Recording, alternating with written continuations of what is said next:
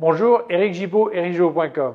Cet objectif est excellent, un piqué incroyable, ou au contraire, c'est vraiment pas terrible. Tu as sûrement entendu ce genre de phrase.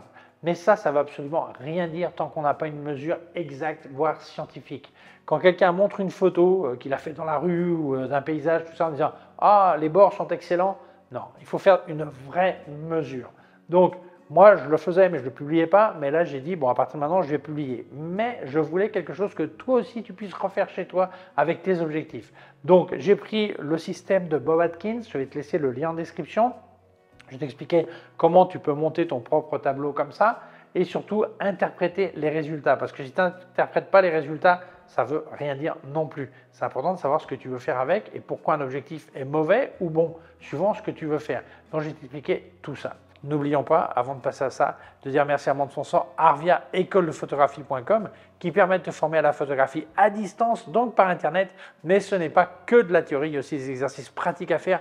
Mais je te raconte tout ça en fin de vidéo. Alors, 3 points importants cependant. Le premier, si tu t'inscris de ma part, tu recevras en appui pédagogique un bouquin épais comme ça avec 350 conseils photos. Deuxième point, si tu voulais t'inscrire par CPF et faire ta formation une fois à la retraite, n'oublie surtout pas de t'inscrire avant de partir à la retraite. Parce qu'une fois à la retraite, on ne peut plus se financer par CPF. Par contre, on peut faire la formation à laquelle on s'était inscrit. Et le troisième point, qui n'est pas des moindres, la loi sur le CPF a changé il y a bien longtemps, mais ça y est, enfin, on sait qu'elle va être appliquée sans doute en mars ou en avril. Et chaque élève, sauf les demandeurs d'emploi, s'ils se financent par CPF, devront payer 10% de leur poche, que ce soit de la photographie ou n'importe quelle formation. Donc, inscris-toi au plus vite, parce que ce qui compte, c'est la date d'inscription. Si tu es inscrit avant qu'elle soit appliquée, c'est bon. Sinon, tu sais, déjà le tarif. Voilà. Mais je te laisse toutes ces informations en fin de vidéo. Donc, je te laisse le téléphone qui est gratuit pour que tu parles directement avec Arvia. Je te laisse le site web, le email et aussi un lien vers leur forum photo qui est en français, qui est complètement gratuit. Je t'invite à t'inscrire et participer. Allez, c'est parti! Alors, en premier, sur le site web de Bob Atkins, je te laisse le lien en description, tu vas trouver ça avec plein d'explications. Okay, ça, c'est indispensable de l'imprimer. Alors attention, là, je suis très mal éclairé. Il y a des reflets, tout ça. C'est parce que pour que tu puisses me voir. Logiquement, quand tu vas faire ce genre de photo, il faut qu'il y ait une lumière uniforme, qu'il n'y ait pas de reflet, qu'il y ait la même lumière en haut, en bas, à gauche qu'à droite. Ça, c'est indispensable. Okay, donc, ça, il faut l'imprimer. Alors, l'idéal, c'est imprimer sur un papier mat. Il n'avait pas de papier mat là où j'ai imprimé, donc j'ai fait un satiné. Mais du moment qu'il n'y a pas de reflet dessus, c'est bon. Mais surtout, ne prends même pas un brillant parce qu'après, tu ne vas pas avoir les bons résultats. Il ne faut surtout pas imprimer sur un jet d'encre parce que quand tu vas regarder les photos à 100%, ça va avoir des petites bavures, tout ça, et tu vas croire que c'est un problème d'objectif. En fait, c'est le problème de ton impression. Voilà. Une fois que tu as imprimé ça, c'est du 10 par 15, ok? Là, j'ai monté sur un dibond de 1 mètre sur 70 cm et il fait 1 cm d'épaisseur. C'est important qu'il soit épais pour que ne déforme pas et ne déforme pas, qu'il ne soit pas ondulé parce que sinon, tu n'auras pas les mêmes résultats. Et une fois que tu as ça qui est prêt, qui est monté, donc je les ai collés, n'oublie pas de faire des rayures verticales, horizontales. C'est ce qui va nous permettre de voir la déformation, si c'est en baril, en baril, voilà, en tonneau, voilà, ou en coussin, un truc comme ça. Donc ça, c'est indispensable. Et que ça soit bien placé horizontal et tout ça. Quand cette cible est prête, il faut que tu aies un très bon trépied pour mettre ton appareil. Voilà. Alors, c'est indispensable que le trépied soit bien pour que ça ne tremble absolument pas. D'ailleurs, pour éviter toute vibration, il faut que tu utilises ou une télécommande ou ton smartphone pour diriger ton appareil, ou simplement tu mets le retardateur.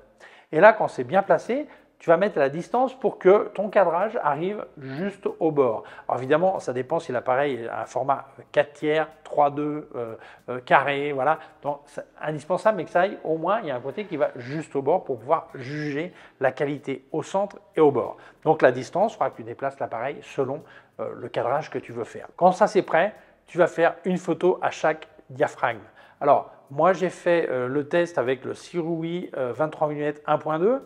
Sur le Fujifilm X-S20 et j'ai fait aussi avec mon Hasselblad avec le 45 mm f4 pour que tu vois la différence. C'est pas pour dire cet objectif est meilleur que l'autre, simplement que tu vois le concept parce que c'est important ensuite d'analyser l'utilisation et je t'expliquerai tout ça. Donc, quand ça s'est monté, eh bien, tu fais les photos. Donc, je vais passer ça en accéléré pour que tu vois les photos. Je suis en train de les faire, voilà. Et après, je passe au bureau et je t'explique tout ça pour que ça ne soit pas trop long. Voilà. Mais tu vois, c'est facile, c'est simple. Voilà. Alors, super important, il faut que le capteur soit parfaitement parallèle au tableau. Parce que si, alors il est centré sur celle du centre et parallèle au tableau. Parce que s'il n'est pas parallèle, ben, le gros problème c'est que il y aura un côté qui sera plus près que l'autre, donc à pleine ouverture, tu auras un côté qui sera plus flou que l'autre. Ça c'est clair. Voilà. Donc, bien important de bien centrer, regarder que tout est bien à la bonne distance et tout ça. C'est indispensable. Sans ça, les résultats sont faussés. Après, les photos, on va les analyser à un agrandissement de 100%. Tu pourrais mettre 200, 400, 500, mais l'important, c'est de le juger à 100%. Si après, quand tu agrandis, bah, t'as des meilleurs, c'est toujours aussi bon, bah, c'est super. Mais l'idée, c'est toujours 100%. C'est comme ça qu'on juge un objectif.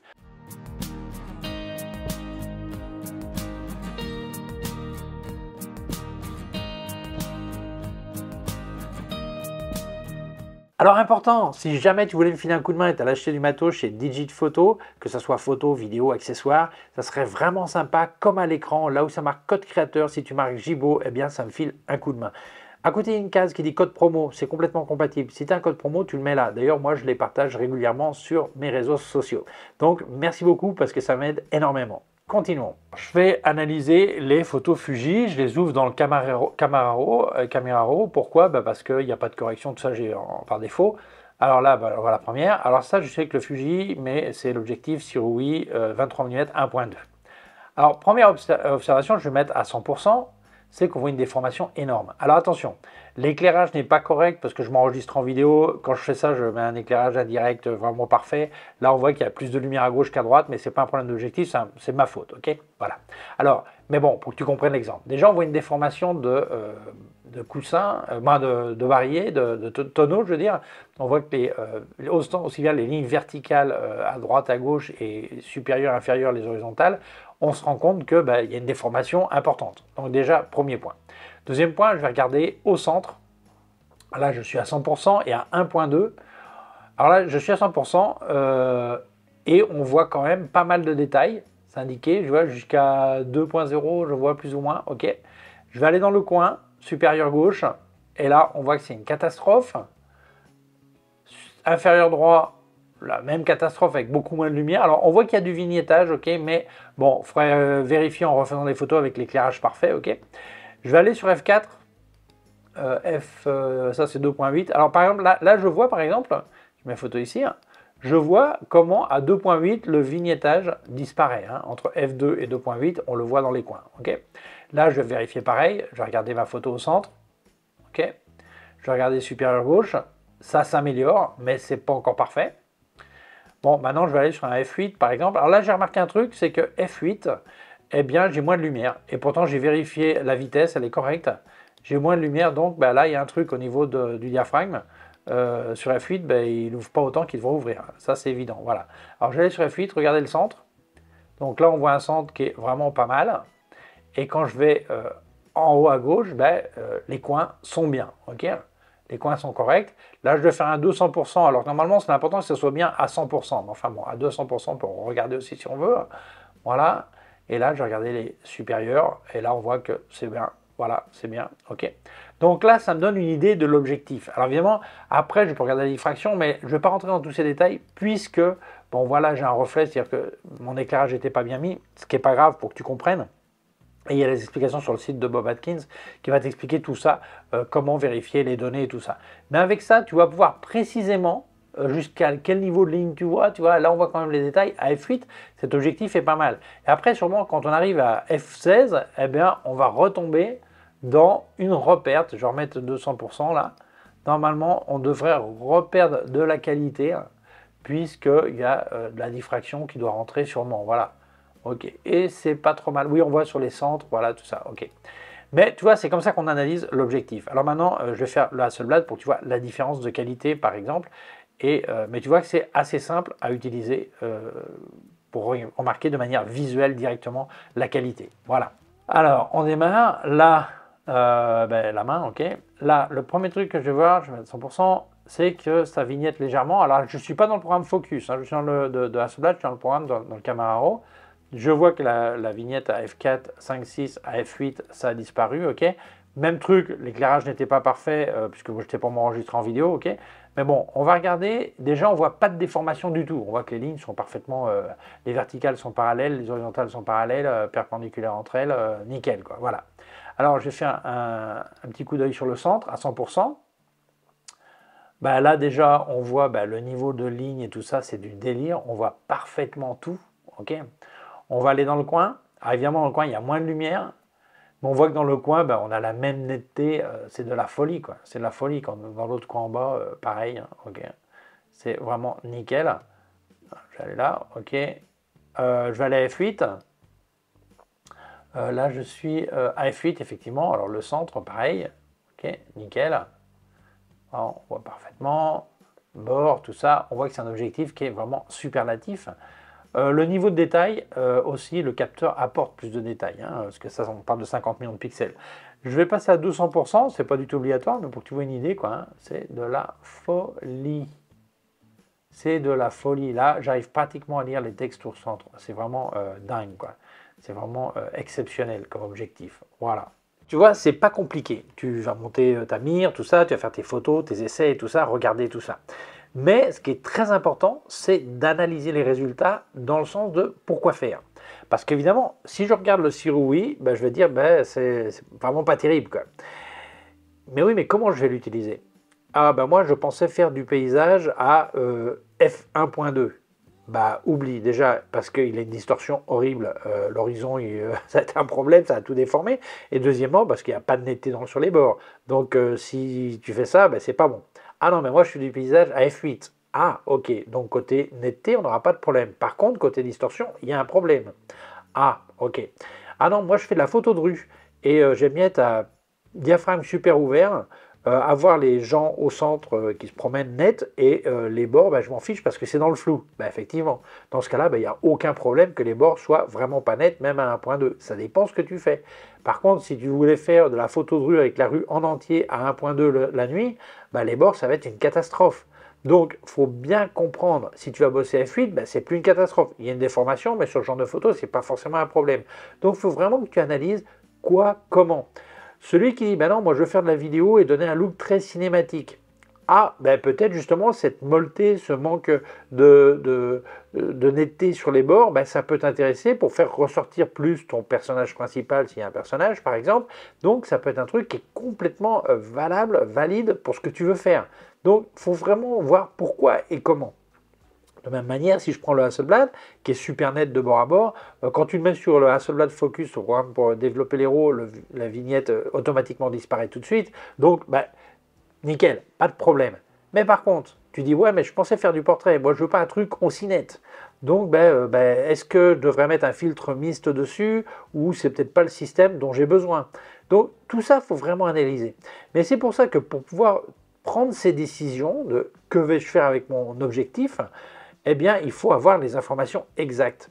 Et c'est pour ça que souvent, on fait l'erreur, nous, comme youtubeurs, de donner notre interprétation en fonction de notre utilisation.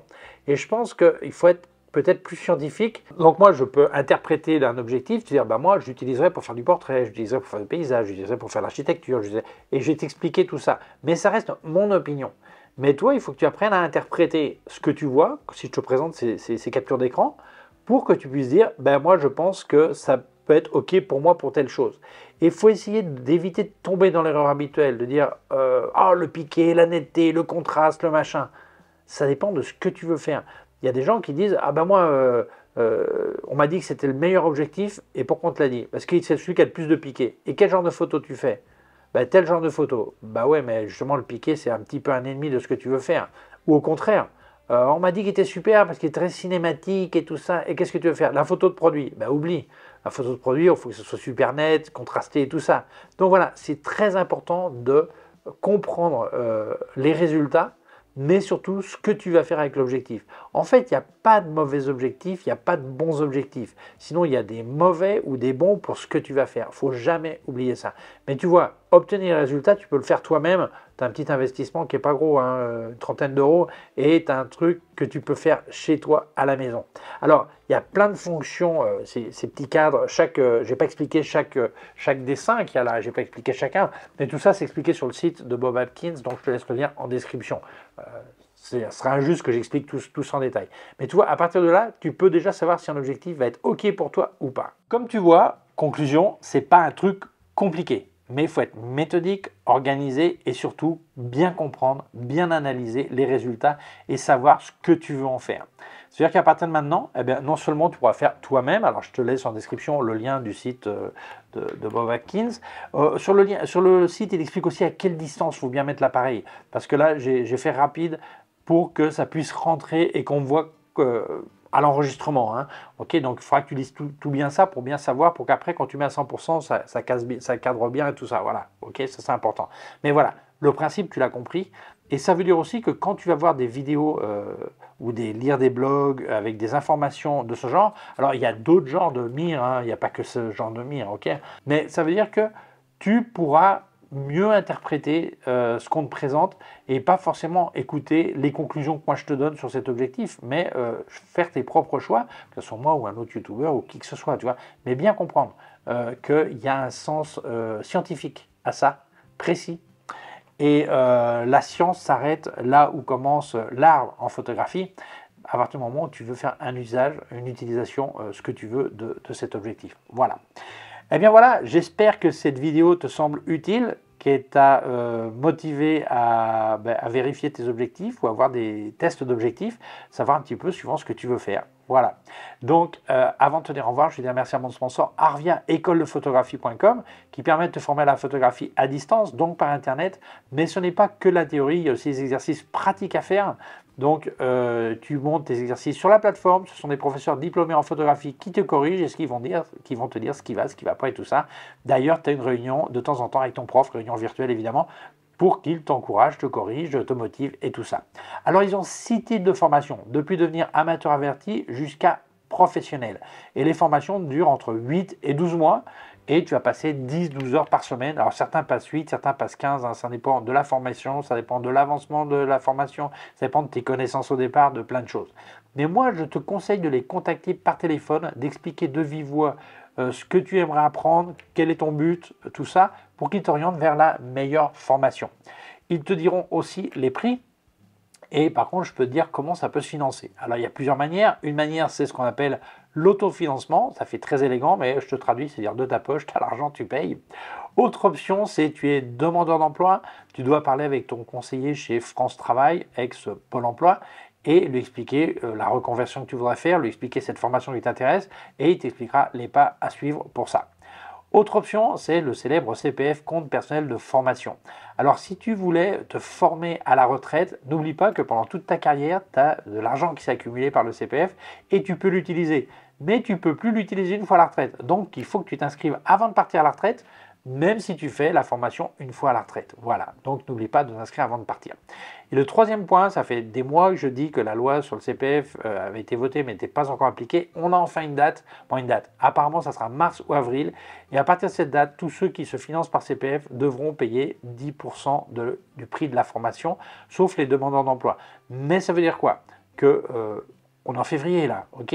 Donc inscris-toi au plus vite, parce que tant qu'elle n'est pas appliquée, mais là on sait que ça va être très bientôt, eh bien profites-en, parce que sinon tu devras payer une partie. Voilà, donc voilà, je te laisse ces informations, tout ça. N'oublie pas aussi, si tu t'inscris de ma part, tu reçois un bouquin épais comme ça, en appui pédagogique avec 350 conseils photos. Donc je te laisse leur téléphone qui est gratuit, le site web, le email et aussi un lien vers leur forum photo qui est en français, qui est gratuit. Je t'invite à t'inscrire et participer. Et bien voilà, merci beaucoup d'avoir vu la vidéo. Si tu penses qu'elle peut intéresser d'autres personnes, je t'invite à la partager sur les réseaux sociaux. Si tu ne l'as pas encore fait, je t'invite à t'abonner à ma chaîne YouTube. Il y a un petit bouton par là et une clochette. Si tu appuies sur la clochette, tu recevras un avis quand je monte une nouvelle vidéo. Mon site web ericgio.com/fr pour la version en français. Mes cours de photographie en vidéo ericgio.com/fr/cours en ligne. Si tu as une quelconque question, tu peux laisser un commentaire dessous. Si jamais tu voulais me filer un coup de main et tu as acheté du matos chez Digit Photo, que ce soit photo, vidéo, accessoires, ça serait vraiment sympa, comme à l'écran, là où ça marque code créateur. Si tu marques Gibo, eh bien ça me file un coup de main. À côté, il y a une case qui dit code promo, c'est complètement compatible. Si tu as un code promo, tu le mets là. D'ailleurs, moi, je les partage régulièrement sur mes réseaux sociaux. Donc, merci beaucoup parce que ça m'aide énormément. Je te laisse aussi des liens de tout ce que j'ai testé de KF Concept, Sandmark et Flash Westcott, d'autres liens affiliés et aussi un lien vers mon compte PayPal au cas où tu voudrais faire un don. Merci beaucoup, prends soin de toi et à très bientôt. Ciao!